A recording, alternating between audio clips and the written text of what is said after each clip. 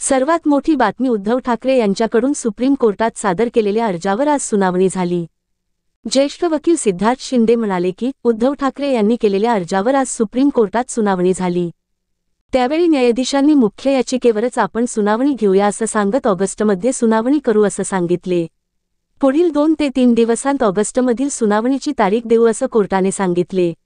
जर ऑगस्टमध्ये या प्रकरणाची सुनावणी झाली तर सप्टेंबर, ऑक्टोबर किंवा नोव्हेंबरपर्यंत या प्रकरणावर निकाल येऊ शकतो। त्यामुळे उद्धव ठाकरेंना दिलासा मिळण्याची शक्यता आहे। स्थानिक स्वराज्य संस्थांच्या निवडणुका त्याआधी झाल्या तर जैसे थे परिस्थिती असेल असं त्यांनी सांगितले। सूर्यकांत, न्या. बागची यांच्या खंडपीठासमोर आज सुनावणी पार पडली। एकनाथ शिंदेंकडून मुकुल रोहतगी आणि उद्धव ठाकरे यांच्याकडून कपिल सिब्बल यांनी कोर्टासमोर बाजू मांडली। उद्धव ठाकरे यांनी केलेल्या मागणीला एकनाथ शिंदे यांच्या वकिलांकडून विरोध करण्यात आला। ज्याप्रकारे राष्ट्रवादी काँग्रेसबाबत कोर्टाने तात्पुरता निर्णय दिला होता, ज्यात अजित पवारांना पक्षचिन्हाबाबत सदर प्रकरण न्यायप्रविष्ट आहे असा उल्लेख करण्याचे आदेश दिले होते, त्यानुसार शिवसेना धनुष्यबाण यावर निर्णय द्यावा अशी मागणी करणारा अर्ज ठाकरेंकडून सुप्रीम कोर्टात दाखल करण्यात आला होता। त्यावर आज सुनावणी घेण्यात आली।